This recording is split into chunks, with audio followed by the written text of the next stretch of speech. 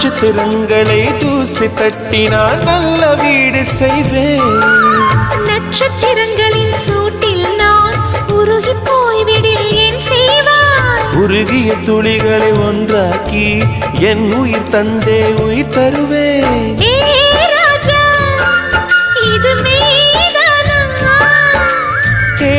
பெண்ணே, தினம் நீ செல்லும் பாதையில் முள்ளிருந்தால் நான் பாய்விருப்பேன். என்னை நான் நம்புகிறேன் உன்னை.